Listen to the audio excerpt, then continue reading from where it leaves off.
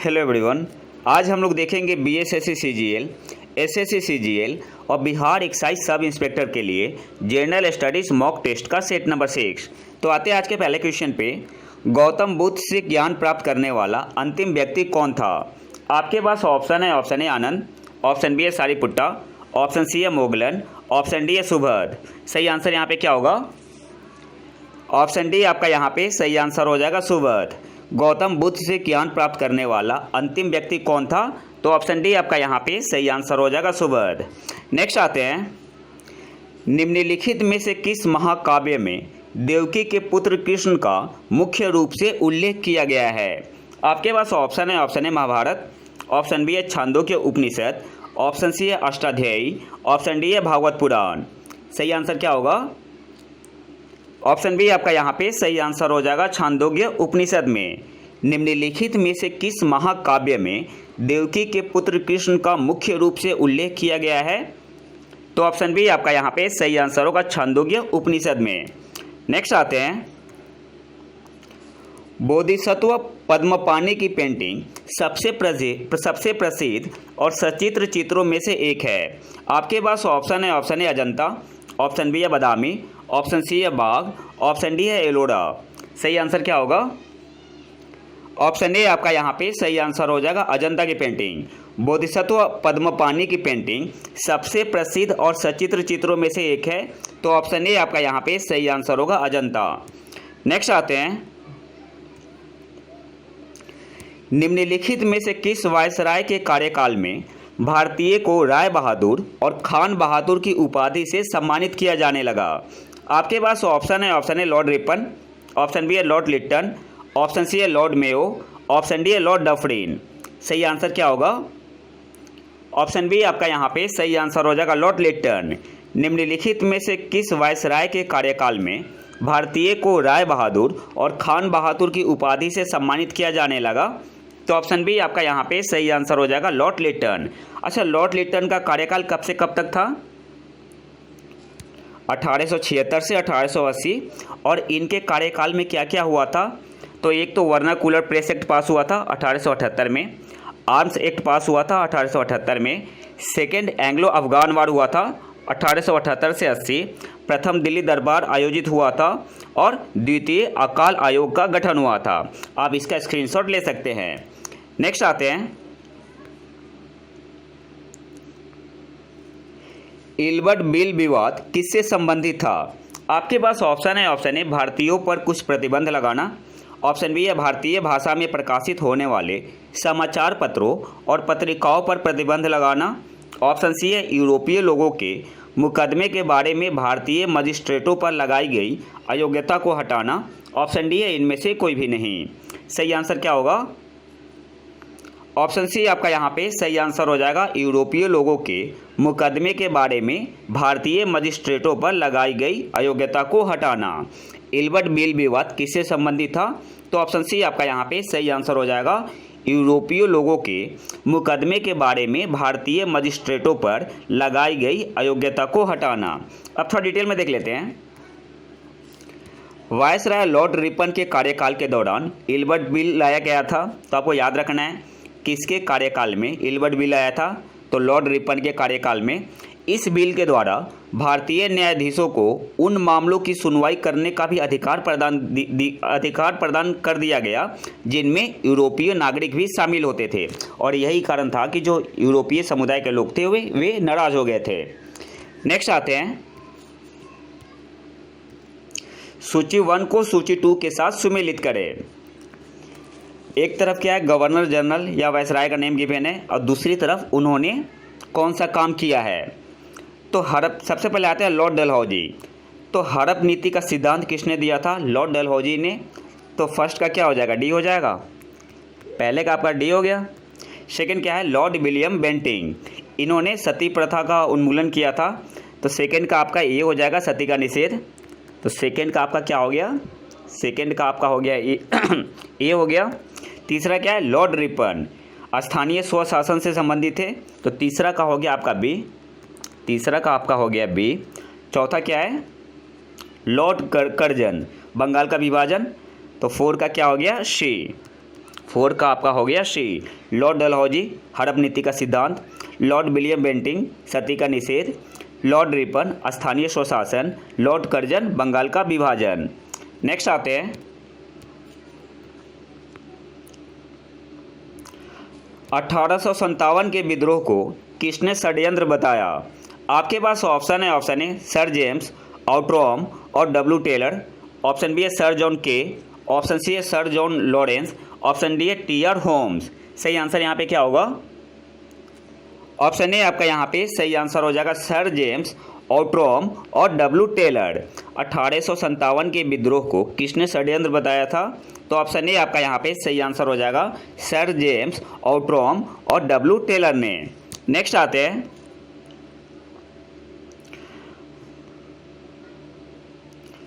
भारत में आधुनिक शिक्षा प्रणाली की नींव किसके द्वारा रखी गई थी? आपके पास ऑप्शन है, ऑप्शन ए 1813 का चार्टर अधिनियम, ऑप्शन बी है मैकाले का विवरण पत्र 1835, Macaulay minute of 1835, option C है 1882 का हंटर आयोग, ऑप्शन डी है 1854 का उड्स डिस्पैच। सही आंसर यहाँ पे क्या होगा? ऑप्शन बी आपका यहाँ पे सही आंसर हो जाएगा मैकाले का विवरण पत्र 1835। भारत में आधुनिक शिक्षा प्रणाली की नींव किसके द्वारा रखी गई थी? तो ऑप्शन बी आपका यहाँ पे सही आंसर होगा मैकाले का विवरण पत्र 1835, मैकालेस मिनट ऑफ 1835। नेक्स्ट आते हैं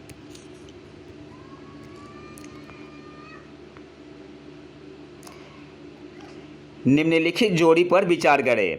एक तरफ ग्लेशियर दिया हुआ है और दूसरी तरफ रिवर का नाम। आपको बताना है, आपको सही युग्म चुनना है, कौन सा पेयर सही है, किस ग्लेशियर से कौन सी नदी निकलती है।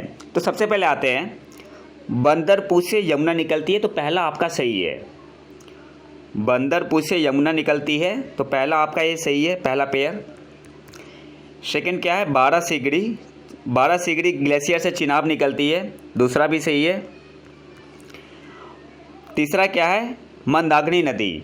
तो जो मंदाकिनी नदी है ना, ये चारीबाड़ी ग्लेशियर से निकलती है। जो मंदाकिनी नदी है चारीबाड़ी ग्लेशियर से निकलती है, तो तीसरा नहीं होगा, तो ऑप्शन बी तो एलिमिनेट हो गया, ऑप्शन डी भी एलिमिनेट हो गया, ऑप्शन सी में पहला जो पेयर है वो नहीं दिया हुआ है, तो ऑप्शन सी भी एलिमिनेट हो गया। तो सही आंसर क्या होगा? ऑप्शन ए आपका यहाँ पे सही आंसर होगा 1, 2 और 4। बंदरपुर ग्लेशियर से यमुना नदी निकलती है, 12 सिगड़ी से चिनाब नदी निकलती है, फिर मंदाकिनी तो चारीबाड़ी ग्लेशियर से निकलती है, और नुब्रा जो रिवर है ये सियाचिन ग्लेशियर से निकलती है। तो यहाँ पे सही आंसर क्या होगा? 1, 2 और 4, ऑप्शन ए आपका यहाँ पे सही आंसर होगा।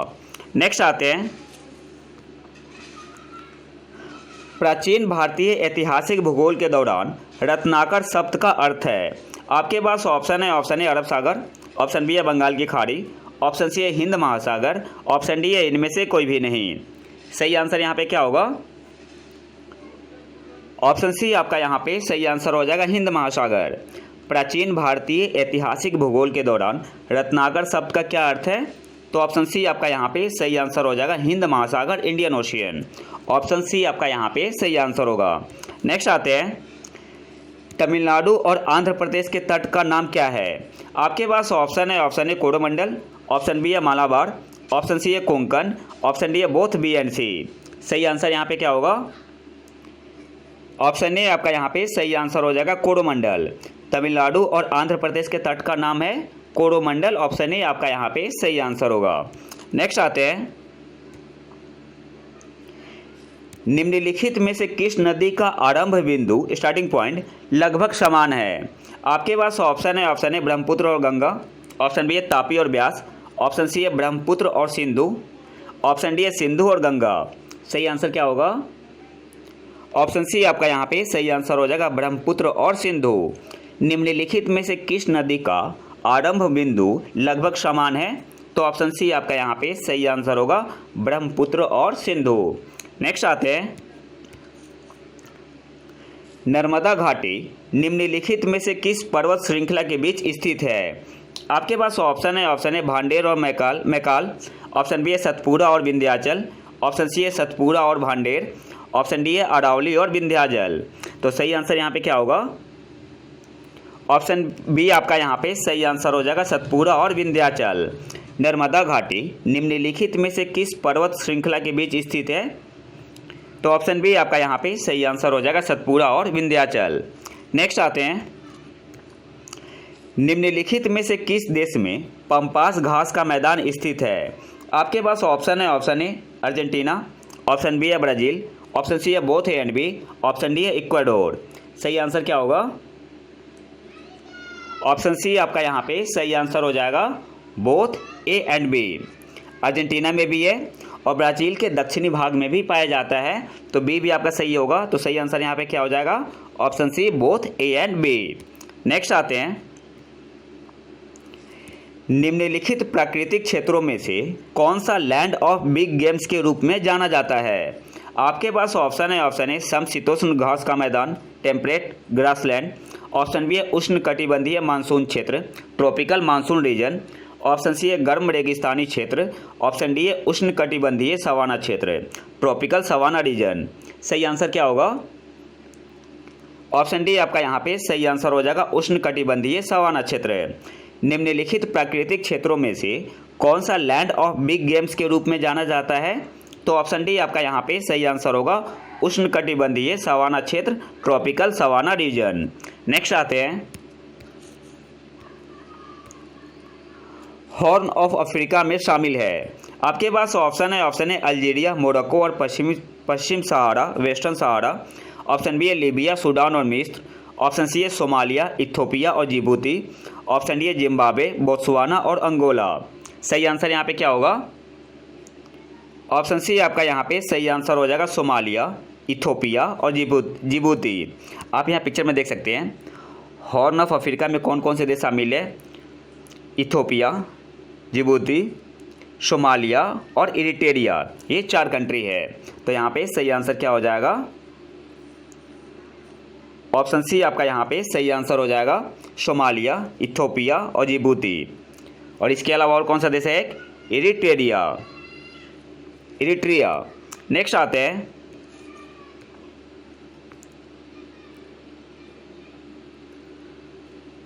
भारतीय इतिहास के संदर्भ में द्वैत शासन का सिद्धांत किससे संबंधित है? आपके पास ऑप्शन है, ऑप्शन ए केंद्रीय विधायिका का 2 सदनों में विभाजन, ऑप्शन बी है introduction of double government, central and state government, option C है शासकों के 2 समूह हैं, एक लंदन में और दूसरा दिल्ली में, और ऑप्शन डी है प्रांतों को सौंपे गए विषयों का विभाजन 2 श्रेणियों में। तो सही आंसर यहाँ पे क्या होगा? ऑप्शन डी आपका यहाँ पे सही आंसर हो जाएगा, प्रांतों को सौंपे गए विषयों का विभाजन 2 श्रेणियों में। भारतीय इतिहास के संदर्भ में द्वैत शासन का सिद्धांत किससे संबंधित है?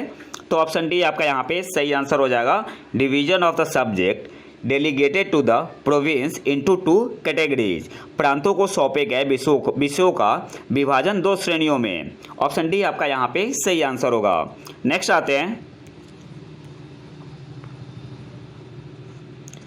अखिल भारतीय संघ ऑल इंडिया फेडरेशन की स्थापना का प्रावधान किसमें शामिल किया गया था? आपके पास ऑप्शन है, ऑप्शन ए भारत सरकार अधिनियम 1935, ऑप्शन बी है अगस्त प्रस्ताव 1940, ऑप्शन सी है भारत सरकार अधिनियम 1919, ऑप्शन डी है कैबिनेट मिशन प्रस्ताव 1946। सही आंसर क्या होगा? ऑप्शन ए आपका यहाँ पे सही आंसर हो जाएगा, भारत सरकार अधिनियम 1935। अखिल भारतीय संघ ऑल इंडिया फेडरेशन की स्थापना का प्रावधान किस में शामिल किया गया था? तो ऑप्शन ए आपका यहाँ पे सही आंसर हो जाएगा, भारत सरकार अधिनियम 1935 में। नेक्स्ट आते हैं, 1935 के अधिनियम के तहत स्थापित महासंघ में अवशिष्ट शक्तियाँ किसको दी गई थी? आपके पास ऑप्शन है, ऑप्शन ए संघीय विधायिका को, ऑप्शन बी है प्रांतीय विधायिका, ऑप्शन सी है गवर्नर जनरल, ऑप्शन डी है प्रांतीय गवर्नर। सही आंसर यहाँ पे क्या होगा? ऑप्शन सी आपका यहाँ पे सही आंसर हो जाएगा, गवर्नर जनरल को। 1935 के अधिनियम के तहत स्थापित महासंघ में अवशिष्ट शक्तियाँ किसको दी गई थी? तो ऑप्शन सी आपका यहाँ पे सही आंसर हो जाएगा, गवर्नर जनरल को। नेक्स्ट आते हैं, न्यायिक समीक्षा जुडिशियल रिव्यू की प्रणाली मौजूद है। आपके पास ऑप्शन है, ऑप्शन ए यूएसए ओनली, केवल यूएसए में। ऑप्शन बी है केवल इंडिया में। ऑप्शन सी है both India and USA. Option D है केवल यूके में। सही आंसर यहाँ पे क्या होगा? ऑप्शन सी आपका यहाँ पे सही आंसर हो जाएगा, both India and USA. India में भी है जुडिशियल रिव्यू और यूएसए में भी है, तो ऑप्शन सी आपका यहाँ पे सही आंसर हो जाएगा, both A and B. Next आते हैं, भारतीय संविधान का कौन सा भाग और अध्याय संघ और राज्यों के बीच विधायी संबंध से संबंधित है? आपके पास ऑप्शन है, ऑप्शन ए भाग 11 और अध्याय 1, ऑप्शन बी है भाग 11 और अध्याय 2, ऑप्शन सी है भाग 12 और अध्याय 1, ऑप्शन डी है भाग 12 और अध्याय 2। सही आंसर यहाँ पे क्या होगा? ऑप्शन ए आपका यहाँ पे सही आंसर हो जाएगा, भाग 11 और अध्याय 1। भारतीय संविधान का कौन सा भाग और अध्याय संघ और राज्यों के बीच विधायी संबंध से संबंधित है? तो ऑप्शन ए आपका यहाँ पे सही आंसर हो जाएगा, भाग 11 और अध्याय 1। ऑप्शन ए आपका यहाँ पे सही आंसर हो जाएगा। नेक्स्ट आते हैं, भारत के संविधान की चौथी अनुसूची संबंधित है। आपके पास ऑप्शन है, ऑप्शन ए राज्यों की परिषद के लिए सीटों का आवंटन, ऑप्शन बी है राजनीतिक दल बदल, ये तो आपका 10वीं अनुसूची में है, ऑप्शन सी है पंचायत प्रणाली, ऑप्शन डी है भाषा। तो सही आंसर क्या होगा? ऑप्शन बी तो एलिमिनेट हो गया, 10वीं अनुसूची में है राजनीतिक दल बदल। ऑप्शन ए आपका यहाँ पे सही आंसर हो जाएगा, राज्यों की परिषद के लिए सीटों का आवंटन। भारत के संविधान की चौथी अनुसूची किससे संबंधित है? तो ऑप्शन ए आपका यहाँ पे सही आंसर होगा, राज्यों की परिषद के लिए सीटों का आवंटन। नेक्स्ट आते हैं, अनुसूचित जाति एवं जनजाति को पंचायत में आरक्षण का प्रावधान किस अनुच्छेद में दिया गया है? आपके पास ऑप्शन है, option A 243 A, option B है 243 बी, ऑप्शन सी है 243 सी, ऑप्शन डी है 243 डी में। तो सही आंसर यहाँ पे क्या होगा? ऑप्शन डी आपका यहाँ पे सही आंसर हो जाएगा, 243 डी में। अनुसूचित जाति एवं जनजाति को पंचायत में आरक्षण का प्रावधान किस अनुच्छेद में दिया गया है? तो ऑप्शन डी आपका यहाँ पे सही आंसर हो जाएगा, 243 डी में। नेक्स्ट आते हैं,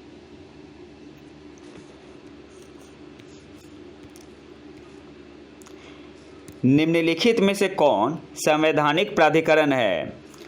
राज्य चुनाव आयोग, दूसरा है राज्य वित्त आयोग, तीसरा है जिला पंचायत, चौथा है राज्य निर्वाचन अधिकारी। सही विकल्प का चयन करें। आपके पास ऑप्शन है, option A 1 and 2 only, option B है 1, 2 and 3 ओनली, ऑप्शन सी है 2, 3 and 4 ओनली, ऑप्शन डी है ऑल 1, 2, 3 and 4। तो सही आंसर यहाँ पे क्या होगा?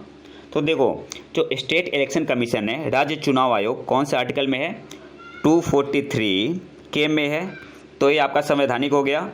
राज्य वित्त आयोग कौन से आर्टिकल में है? स्टेट फाइनेंस कमीशन 243 आई में है, 243 आई में है।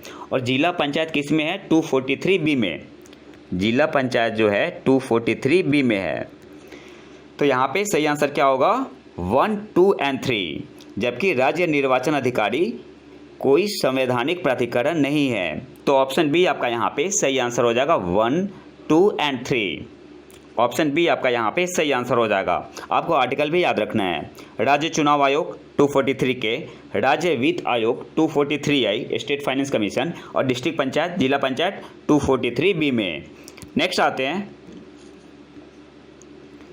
इन India the community development program सामुदायिक विकास कार्यक्रम वाज स्टार्टेड ऑन। क्वेश्चन आपसे पूछ रहा है, इकोनॉमिक्स के क्वेश्चन को मैं इंग्लिश में रखता हूँ क्योंकि इसका जो हिंदी होता है ना, थोड़ा डिफरेंट टाइप का होता है।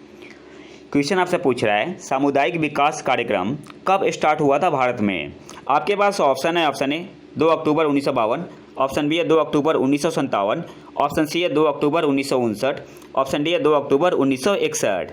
सही आंसर यहाँ पे क्या होगा? ऑप्शन ए आपका यहाँ पे सही आंसर हो जाएगा, 2 अक्टूबर 1952 को in India the community development program was started on. तो ऑप्शन ए आपका यहाँ पे सही आंसर होगा, 2 अक्टूबर 1952। नेक्स्ट आते हैं, the rolling plan for backward countries was suggested by. आपके पास ऑप्शन है, option A Gunnar Myrdal, option B है W.A. लुइस, ऑप्शन बी है R. नोर्क्स, ऑप्शन डी है R. सैमुएल्सन। तो सही आंसर यहाँ पे क्या होगा? ऑप्शन ए आपका यहाँ पे सही आंसर हो जाएगा, Gunnar Myrdal. The rolling plan for backward countries was suggested by तो ऑप्शन ए आपका यहाँ पे सही आंसर हो जाएगा, गुन्नार मिडल के द्वारा। नेक्स्ट आते हैं, अच्छा इंडिया में कब आया था रोलिंग प्लान? तो मोरारजी देसाई के सरकार में, ठीक है। ईयर तो मुझे याद नहीं आ रहा, शायद 1978 में। एक बार आप लोग कंफर्म हो लेना। नेक्स्ट आते हैं,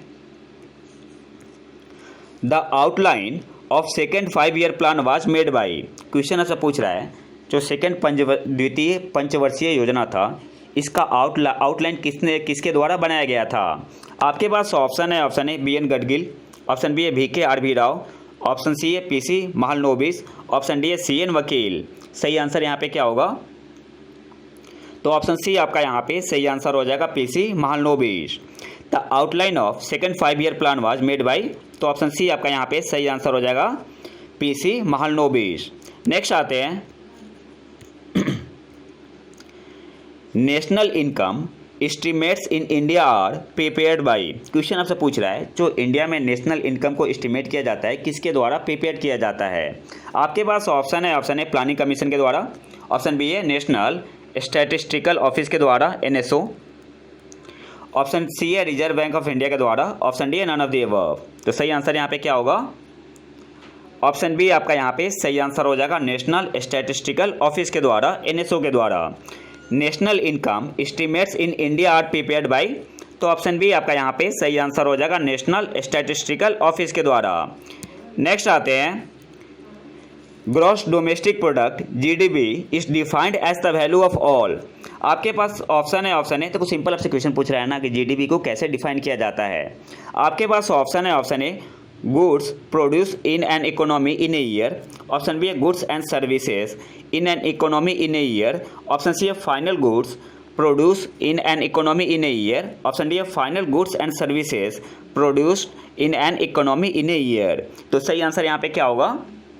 ऑप्शन डी आपका यहाँ पे सही आंसर हो जाएगा, final goods and services produced in an economy in a year. Option D आपका यहाँ पे सही आंसर होगा। नेक्स्ट आते हैं, अंतर्राष्ट्रीय नागरिक उड्डयन संगठन की वायु परिवहन समिति के अध्यक्ष के रूप में किसे नियुक्त किया गया है? आपके पास ऑप्शन है, option A doctor Shefali Juneja को, ऑप्शन बी है रिया परिहार, ऑप्शन सी है अर्चना पांडे तिवारी, ऑप्शन डी है जय सक्सेना। तो सही आंसर यहाँ पे क्या होगा? ऑप्शन ए आपका यहाँ पे सही आंसर हो जाएगा, डॉक्टर शेफाली जुनेजा। अंतर्राष्ट्रीय नागरिक उड्डयन संगठन की वायु परिवहन समिति के अध्यक्ष के रूप में किसे नियुक्त किया गया है? तो ऑप्शन ए आपका यहाँ पे सही आंसर हो जाएगा, डॉक्टर शेफाली जुनेजा, और ये पहली भारतीय बनी है। नेक्स्ट आते हैं, वेदांतंगल पक्षी अभयारण्य और कुंथनकुलम पक्षी अभयारण्य, जिन्हें रामसर स्थल घोषित किया गया था, किस राज्य में स्थित है? आपके पास ऑप्शन है, ऑप्शन है उड़ीसा, ऑप्शन बी है तेलंगाना, ऑप्शन सी है तमिलनाडु, ऑप्शन डी है आंध्र प्रदेश। सही आंसर यहाँ पे क्या होगा? ऑप्शन सी आपका यहाँ पे सही आंसर हो जाएगा, तमिलनाडु। वेदांतंगल पक्षी अभयारण्य और कुंथनकुलम पक्षी अभयारण्य, जिन्हें रामसर स्थल घोषित किया गया था, किस राज्य में स्थित है? तो ऑप्शन सी आपका यहाँ पे सही आंसर हो जाएगा, तमिलनाडु में। अब कुछ इंपॉर्टेंट पॉइंट देख लेते हैं रामसर साइट से। भारत में रामसर साइट की संख्या कितनी है? तो 75 है, पहला पॉइंट। और दूसरा क्या याद रखना है, सबसे ज़्यादा रामसर साइट की संख्या कौन से राज्य में है? तमिलनाडु में। पहले यूपी में थी, लेकिन अब कौन से राज्य में है? तमिलनाडु में। कितनी है? 14 है। और उड़ीसा में 6 है, मध्य प्रदेश में 4 है, और महाराष्ट्र में रामसर साइट की संख्या कितनी है? 3 है। और जम्मू और कश्मीर में रामसर साइट की संख्या कितनी है? 5 है। तो आपको मेनली क्या याद रखना है, भारत में रामसर साइट की संख्या कितनी है? 75 है। सबसे ज़्यादा रामसर साइट कौन से राज्य में है? तमिलनाडु में है। कितना है? 14 है। नेक्स्ट आते हैं,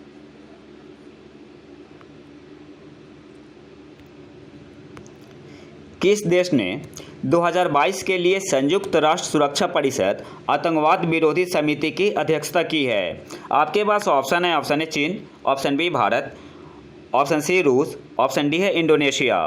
सही आंसर यहाँ पे क्या होगा? ऑप्शन बी आपका यहाँ पे सही आंसर हो जाएगा, भारत। किस देश ने 2022 के लिए संयुक्त राष्ट्र सुरक्षा परिषद आतंकवाद विरोधी समिति की अध्यक्षता की है? तो ऑप्शन बी आपका यहाँ पे सही आंसर हो जाएगा, भारत। दिल्ली और मुंबई में हुआ था। नेक्स्ट आते हैं, आयकर विभाग के टीन 2.0 प्लेटफॉर्म पर अपने पेमेंट गेटवे प्लेटफॉर्म को सूचीबद्ध करने वाला भारत का पहला बैंक कौन सा है? आपके पास ऑप्शन है भारतीय स्टेट बैंक, ऑप्शन बी है HDFC बैंक, ऑप्शन सी है एक्सिस बैंक, ऑप्शन डी है फेडरल बैंक। सही आंसर क्या होगा? ऑप्शन डी आपका यहाँ पे सही आंसर हो जाएगा, फेडरल बैंक। आयकर विभाग के टीन 2.0 प्लेटफॉर्म पर अपने पेमेंट गेटवे प्लेटफॉर्म को सूचीबद्ध करने वाला भारत का पहला बैंक कौन सा है? तो ऑप्शन डी आपका यहाँ पे सही आंसर हो जाएगा, फेडरल बैंक। नेक्स्ट आते हैं, हाल ही में लोकसभा में पारित एक विधेयक के अनुसार किस विश्वविद्यालय को गति शक्ति विश्वविद्यालय में परिवर्तित करने की मांग की गई थी?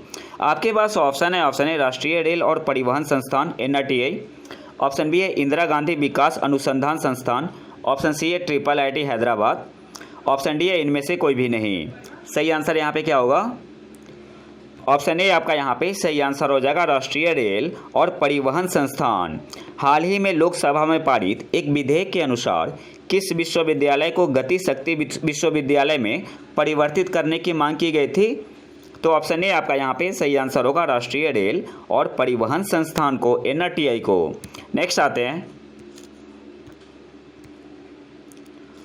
पोर्ट तुंजुंग बेनोआ, जहां INS सुमेधा ने हाल ही में समुद्री साझेदारी अभ्यास के लिए दौरा किया, किस देश में स्थित है? सिंपली आपसे पूछ रहा है, पोर्ट तुंजुंग बेनोआ किस देश में स्थित है?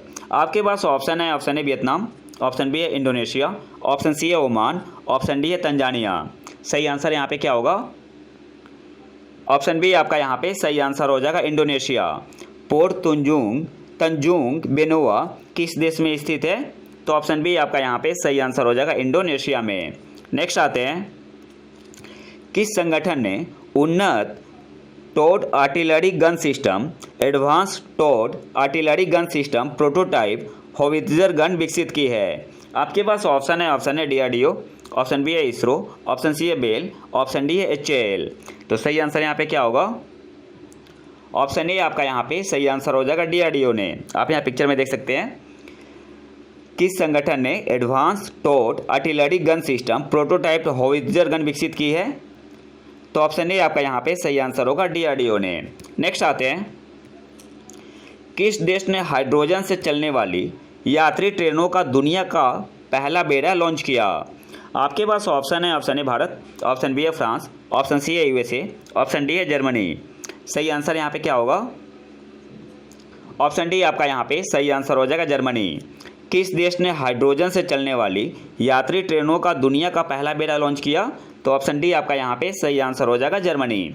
नेक्स्ट आते हैं, हाल ही में किस देश ने सोवियत काल के 260 फुट ऊंचे स्मारक को गिरा दिया है? आपके पास ऑप्शन है माल्टा, ऑप्शन बी है लातविया, ऑप्शन सी है बेल्जियम, ऑप्शन डी है केन्या। तो सही आंसर यहाँ पे क्या होगा? ऑप्शन बी आपका यहाँ पे सही आंसर हो जाएगा, लातविया ने। हाल ही में किस देश ने सोवियत काल के 260 फुट ऊंचे स्मारक को गिरा दिया है? तो ऑप्शन बी आपका यहाँ पे सही आंसर हो जाएगा, लातविया। नेक्स्ट आते हैं,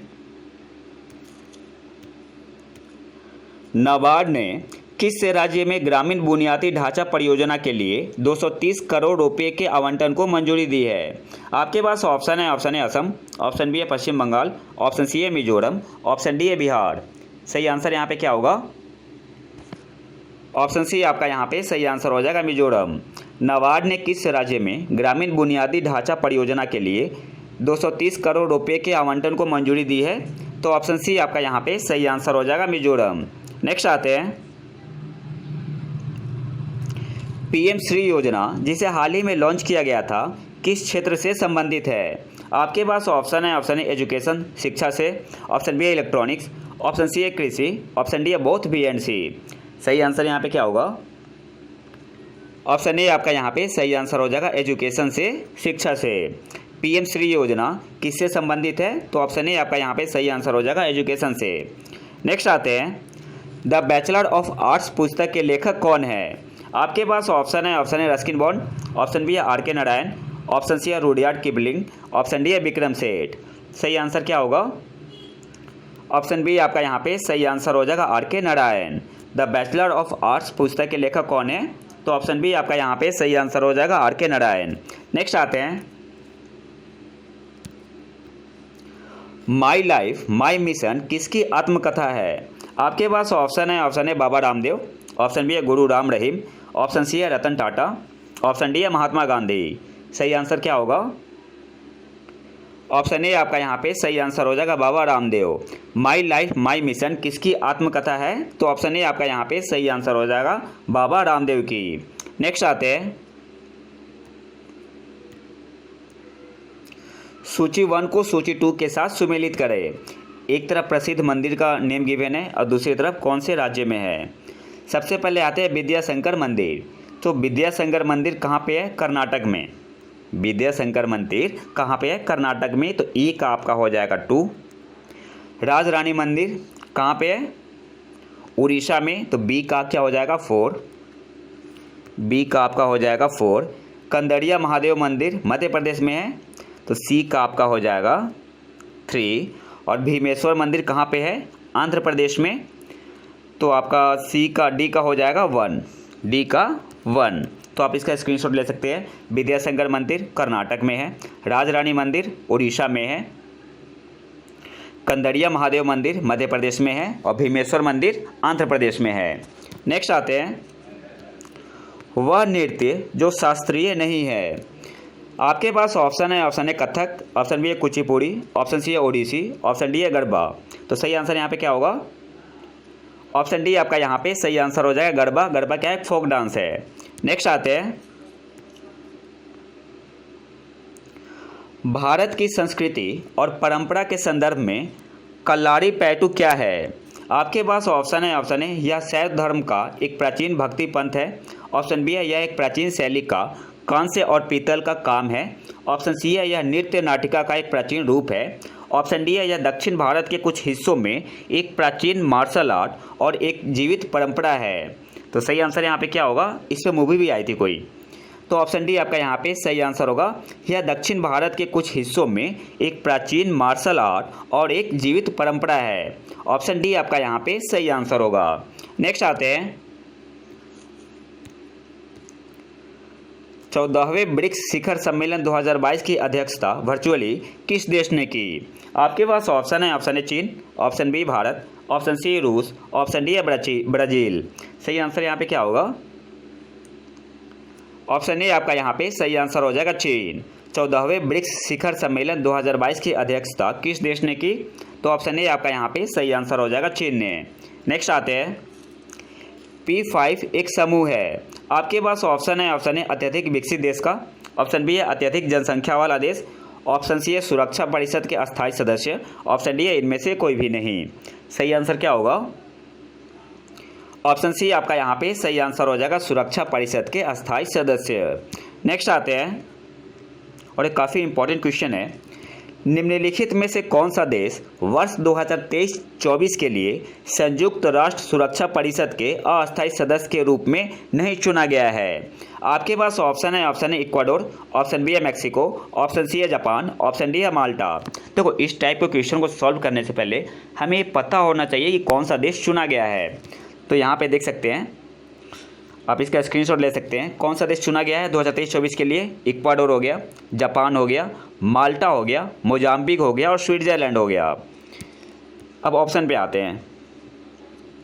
देखो, इक्वाडोर तो है ही, माल्टा भी है, जापान भी है, मैक्सिको नहीं है। तो सही आंसर यहाँ पे क्या हो जाएगा? ऑप्शन बी आपका यहाँ पे सही आंसर हो जाएगा मैक्सिको। और आपको ये भी याद रखना है कि कौन कौन सा देश चुना गया है 2023-24 के लिए। इक्वाडोर, जापान, माल्टा, मोजाम्बिक और स्विट्ज़रलैंड।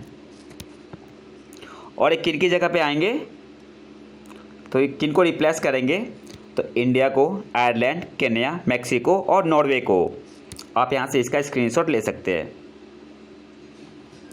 नेक्स्ट आते हैं,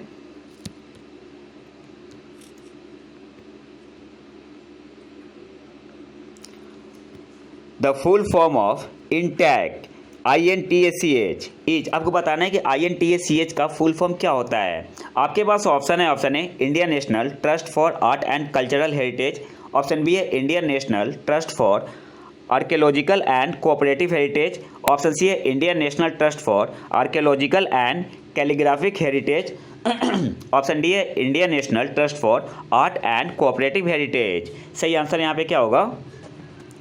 ऑप्शन ए आपका यहाँ पे सही आंसर हो जाएगा। INTACH का फुल फॉर्म क्या होता है इंटेक का? Indian national trust for art and cultural heritage. Option A आपका यहाँ पे सही आंसर होगा। और आज के आखिरी क्वेश्चन पे आते हैं। हाल ही में विश्व टीकाकरण सप्ताह 2022 24 से 30 अप्रैल तक मनाया गया, इसका विषय क्या था? तो सबसे पहले तो आपको याद रखना है कि विश्व टीकाकरण सप्ताह 2022 कब से कब तक मनाया गया? तो 24 से 30 अप्रैल तक। और इसका थीम क्या है? आपके पास ऑप्शन है health is wealth, option B है long life for all, option C है immunization is important, option D है नन ऑफ द अबव। तो सही आंसर यहाँ पे क्या होगा? ऑप्शन बी आपका यहाँ पे सही आंसर हो जाएगा, लॉन्ग लाइफ फॉर ऑल। विश्व टीकाकरण सप्ताह 2022 का विषय क्या था? थीम। ऑप्शन बी आपका यहाँ पे सही आंसर हो जाएगा, लॉन्ग लाइफ फॉर ऑल। तो ये तो था हमारा आज का लेक्चर। अगर आपको इसका PDF चाहिए तो आप हमारे टेलीग्राम चैनल प्रतीक IQ को ज्वाइन कर सकते हैं, मैं लिंक कमेंट बॉक्स में डाल दूंगा। और टेलीग्राम ग्रुप ज्वाइन करने का क्या फ़ायदा है कि आप यहाँ पे करंट अफेयर का क्विज लगा सकते हैं for 68 BPSC, BSSC CGL, SSC CGL, Bihar excise sub inspector के लिए। तो अगर वीडियो पसंद है तो लाइक करें और चैनल को सब्सक्राइब जरूर कर लें। मिलते हैं नए वीडियो में नए टॉपिक के साथ, तब तक के लिए नमस्कार, जय हिंद।